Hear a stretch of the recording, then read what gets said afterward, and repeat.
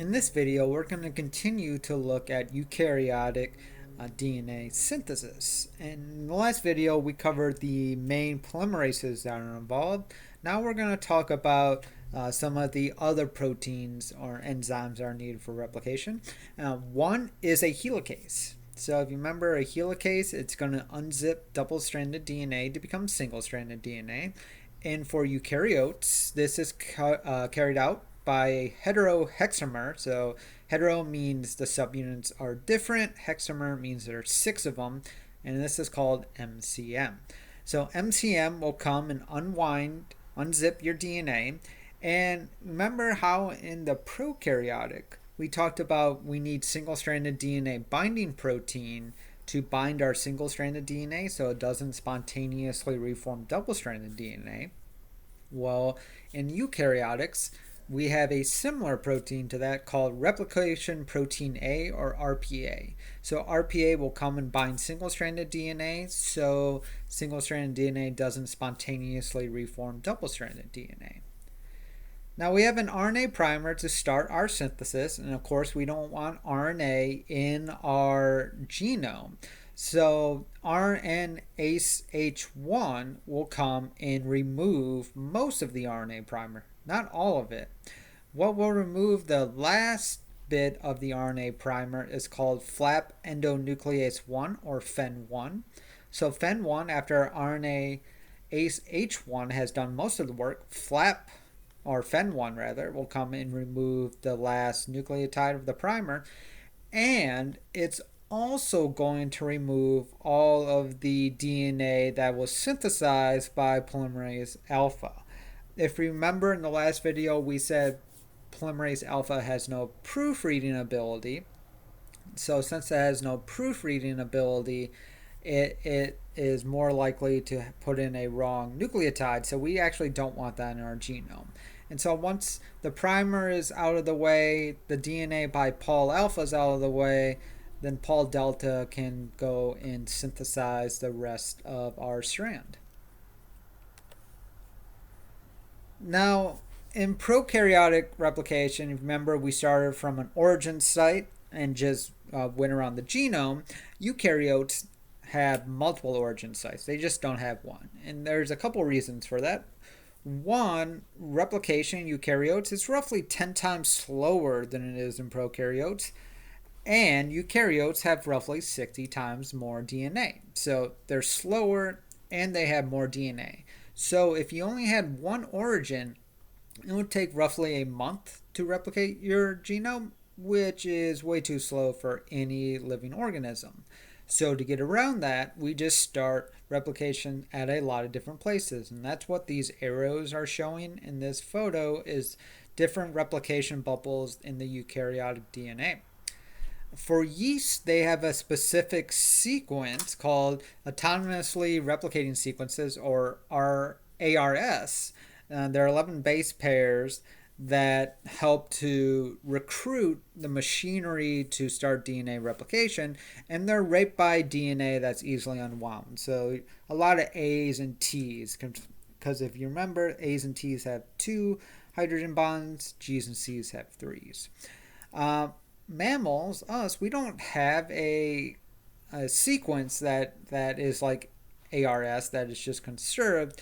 Rather, we have regions that support the binding of the origin recognition complex, the ORC. So we have parts in our genome that favor the bonding of this ORC to start replication.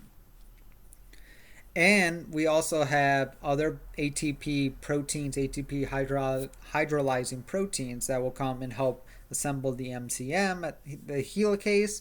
And when all of that comes together, we form the pre-replication complex. So we're going to form the PRC, but it's not ready to go yet. So you can form the PRC, get ready for replication, but you're not going to start replication. It's almost like you built a car, but the car doesn't actually go until you turn the key.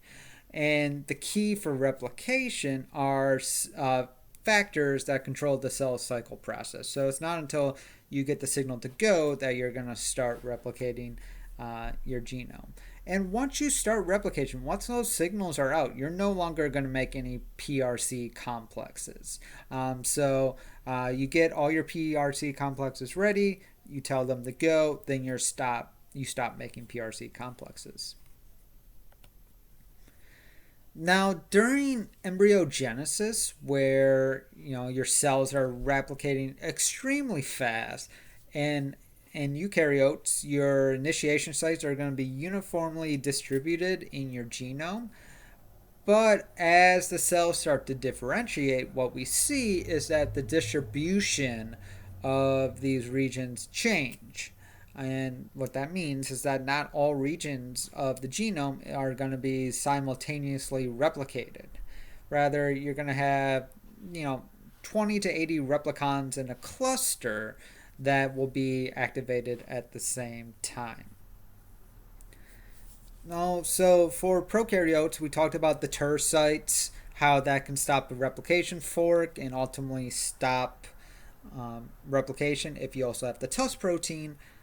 Eukaryotes don't have any TER sites, and the way that replication stops is simply smashing two replication forks against each other. So if you're a replication fork and you hit another replication fork, you both stop, because if you run into your partner, that means your partner already took care of the DNA that you were going to go replicate. So why make another copy of DNA since it's already done?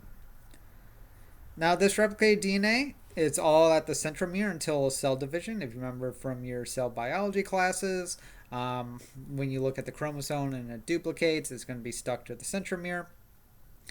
And for eukaryotes, since we have so much DNA, we have histones that will help package our DNA and fit that into the cell. Well, obviously, if histones are there, our machinery can't work because the DNA is wound too tight around the histones. So what happens is that the histones will disassemble when the machinery comes.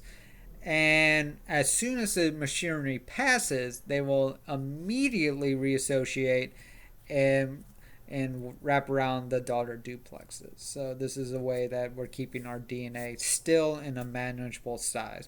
The histones immediately fall apart and come back together. Now, we do have some problems. For the leading strand, we don't really have a problems with the end of our chromosomes. We can replicate that no problem. But for our lagging strand, as shown here, we can't actually replicate this extreme 5' end. The reason is, as you can see here, we have a primer. This primer started our polymerase on the lagging strand. Well, let's say we chop up this primer. We destroy it. Okay? How are we going to synthesize this part? We can only start synthesis if we have a primer. So we would need a primer out here where my cursor is. But we don't have any DNA out there. So, and what are we going to do? Just say, well, this is not going to be replicated and it's going to be chopped off. If you did that, every time you replicated your genome, you would lose this portion, the primer size of a genome, every single time. That's super bad.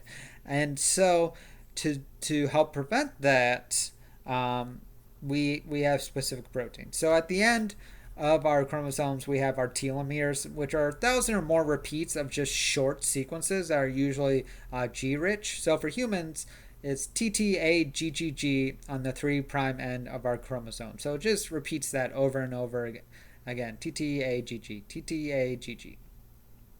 And the way that we synthesize this is that we have a protein, a ribonucleoprotein, so protein in RNA called telomerase that will synthesize and maintain the telomeres.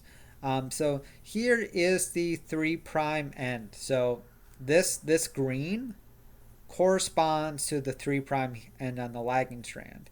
And you can see that the RNA here is complementary. So the RNA is the red bit, is complementary to your telomere sequence. And so what happens is that it'll line up And look, it's serving as a template to your 3' end. So DNA can come, and it's a ribonuclease protein, so it'll come and extend your 3' end. Move over, do that again. Move over, do that again. So your 3' end will start to extend. Now you can have your primer out here and your new extended 3' end, and you can fill in this RNA primer. So the primer can be chopped off safely because you make a new primer in this extended area and start to synthesize. But what will happen is that you can't, if you keep doing this, right, you can never actually fill in the very end, because we're always going to run into this problem. As we extend the 3' end, we're always going to run into the problem of we can't fully copy it. So there's always going to be a 100 to 300 nucleotide single-stranded overlap on your 3' end here. So you're always going to have this overlap that can't be matched. Now what happens if you don't have this telomerase, your chromosomes will get shorter and shorter and shorter for the reason that we talked about. And this is actually normal for the cells. It's one way you can tell the cell age, and that the cell's too old, the telomere is too short, it's time to retire that cell. However, if you have telomere activity that is enhanced, that is, you're not going to stop this telomerase, or you're going to grow your telomeres to a very big size, you can start to have uncontrolled replication because your genome's never going to get shorter, telling, which is a signal that this cell should die. So you're going to keep replicating, your telomeres won't shrink, you're going to have cell growth, huge cell growth, which is one of the symptoms, or one of the states of cancer. So this enhanced telomerase activity is actually a sign, or something that cancerous cells can take advantage of as part of their quest to have uncontrolled replication.